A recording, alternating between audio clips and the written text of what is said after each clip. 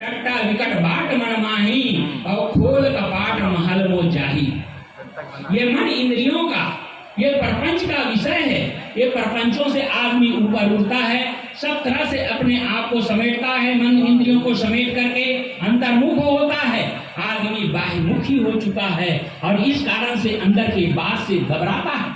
बैठो, साक्षी बनो और साक्षी बन के अपने अंदर में जो विचार चल रहा है, अपने अंदर जो तरंग चल रहा है, उन तरंगों को शांत करने का प्रयास करो। जब आप शांत करेंगे, आप अपने आप को जो सब तरह से समर्पित कर देंगे, मैं भी नहीं बचेगा।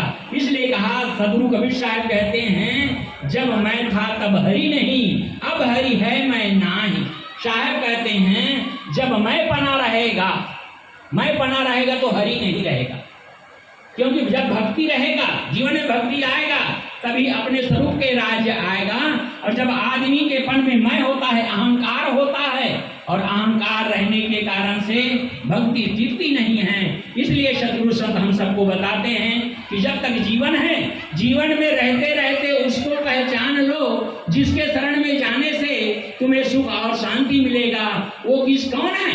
बाहरी शरण जिसका लेते हैं वो संत महात्मा है, और एक है आंतरिक शरण।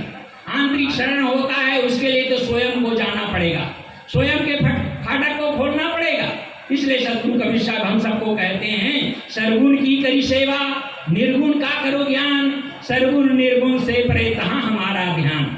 सगुण की सेवा करो, ये प्राणी जगत की सेवा करो और आत्मा का ज्ञान प्राप्त करो। और जब ध्यान में जाओ तो दोनों को छोड़ दो, न वहां सेवा रहे और न वहां ज्ञान रहे।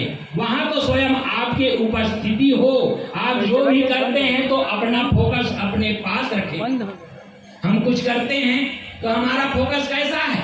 जिस प्रकार से एक कमरे से दीपक जल रहा हो, प्रकाश अनेक खिड़कियों से, दरवाजा से निकल रहा है, देखना कि जो जल रहा है, दीपक जल उसका पर निकल रहा है। इंद्रियों के माध्यम से, आंख के माध्यम से, कान के माध्यम से जब हम सुषुप्ति अवस्था में जाते हैं, तब तो हम अपने आप में चले जाते हैं, परंतु वहां बेहोशी होता है। इसलिए होश पूर्वक आदमी थोड़ा समय बैठे, शांत होकर के बैठे, चुप होकर के बैठे, तब वो फाटक हमें अनुभव होगा।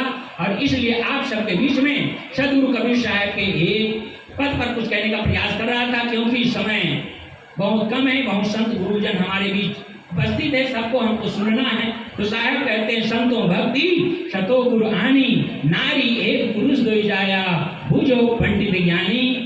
इस प्रकार से सद्गुरु कबीर साहब हम सबको ज्ञान की ओर अग्रसित करते हैं। और अधिक न कहते हुए सद्गुरु कबीर साहब को याद करते हुए अपनी वाणी को यहीं पर विराम देता हूँ। बोलिए सद्गुरुदेव